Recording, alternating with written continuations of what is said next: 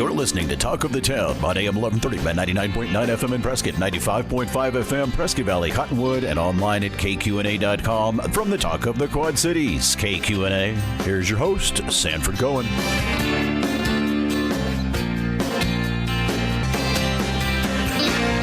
Well, I know they call it a recess, but it's nonetheless lots of work, and Congressman Eli Crane joins us from the Grand Canyon. Congressman, nice to have you back on. Hey, Sanford, thanks for having me. So what have you learned about what's going on at the Grand Canyon since you've been up there?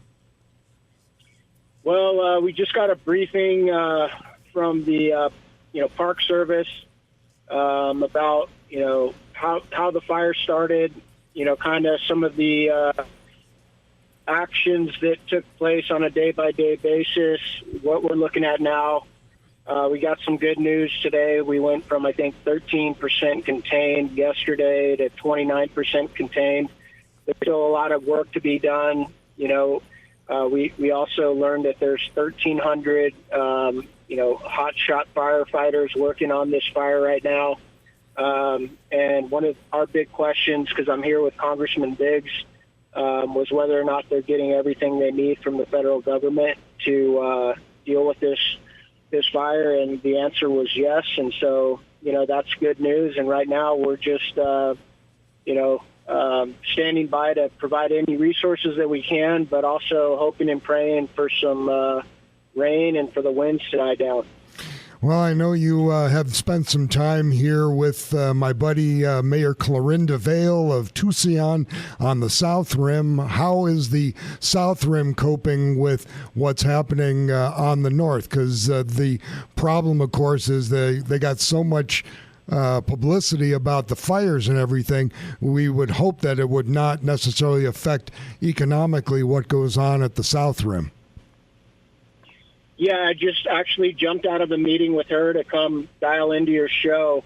My staff is still in there right now. Congressman Biggs is still in there right now. And, that is one of the things that they're dealing with on the South Rim. I think a lot of people believe that the entire Grand Canyon is shut down, but that's not the truth. We were on the South Rim today. It was still beautiful, sunny, and it's still open for business. So one of the best things that your listeners can do to support the Grand Canyon, its staff and operations, is to bring your families up here, enjoy, the cooler weather, the good food, and the amazing, unbelievable views.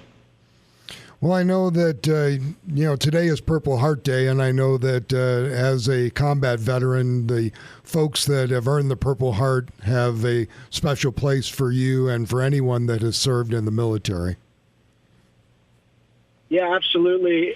We actually started the morning in Williams, Arizona, and we were up there with the Forest Service looking at some of the fire mitigation and management efforts that they have up there in the mountain ranges up there as they thin some of the trees and clear out some of the dead and down timber up there. And we were driving by in downtown Williams, and they were having a Purple Heart ceremony. So myself and Congressman Biggs, we hopped out. I took a bunch of challenge coins with me, and we went up and we got to meet a bunch of amazing veterans and thank them for their service, and just talk to them about their time in service. And, it was a great and unexpected, opportunity. But as you said, I'm so grateful that so many Americans, past and present, have stepped up and have been willing, to go and fight for their country. And, some come back in worse shape than others, and some don't come back at all. And so it's always an honor to be able to, thank those that have, sacrificed a lot more than I ever did.